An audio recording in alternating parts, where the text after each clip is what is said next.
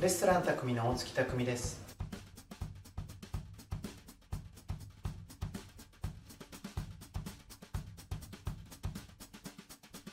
それでは、サーモンを使ったサンドイッチ作っていきます。まずサーモンですね、ポワレしていきます。フライパンで焼いていきます。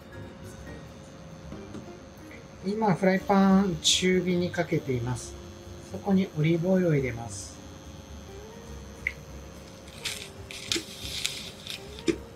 では、待ってる間にサーモンに下味ですね、塩します。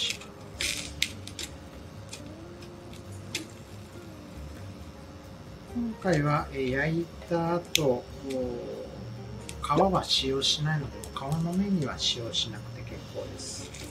生の時よりも焼いてからの方が皮は取れやすいので、今はこのまま焼いていきます。今回は、ツナマヨネーズをサーモンで表現しようと考えているので、そうですね、すごく香ばしい焼き色をつける必要というのは特にありません。この後、サーモンはほぐしていくので、中までしっかり火は入れていきます。火をより早く入れるために蓋をします。では2分ほど経ちました。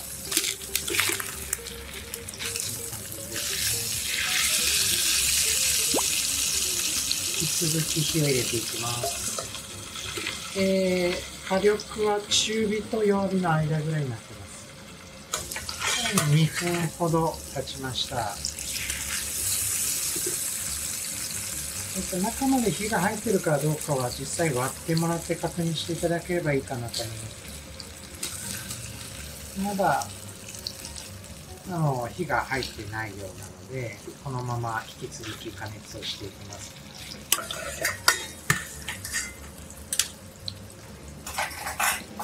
ある程度火が入ってきたら崩しながら火を入れていきます。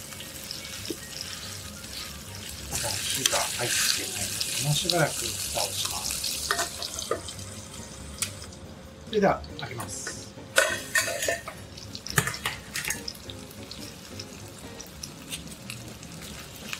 入ってきました。入ってくると皮が取れるので、皮は取り除きます。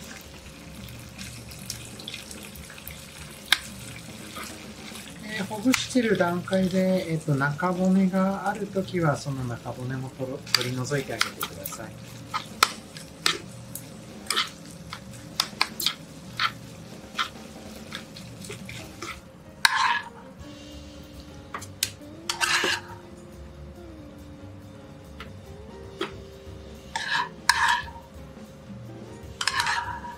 サーモンにもよるんですが、少し油が多いなと気になるときは、油を切るような形で、身だけ回収していきましょう。この後マヨネーズと和えていくので、一度粗熱を取ります。はい、それでは先ほど焼き上げた、サーモンですね、粗熱を取った状態になってます。今から、マヨネーズと和えて調味していきます。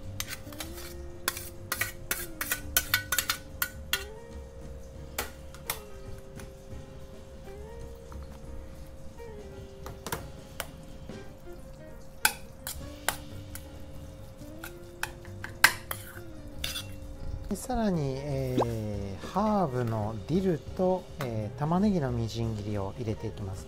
玉ねぎのみじん切り、生だとちょっと辛いので、玉ねぎはみじん切りにした後、沸騰したお湯で、1分弱ですね、軽く、ボイルしたものになっております。それを氷水に入れて、しっかり絞ってあります。そうすることで食感は残るんですけれども、辛みが抜けて食べやすくなります。ディルですが、もしない場合はイタリアンパセリやセルフィーユ、もしくは普通のパセリでも代用できます。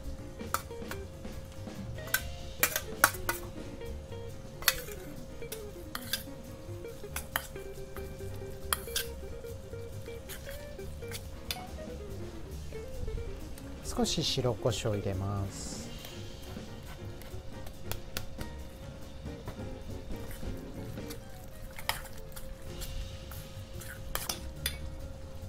はい、こちらで出来上がりになります。はい、それでは先ほど和えた、ツナマヨ風のサーモンですね、こちらをサンドしていきます。これをサンドするときですね、パン片面だけオーブントースターで焼いたものに使用しております。焼いた方を下にして、焼いてない方にマスタードを塗ります。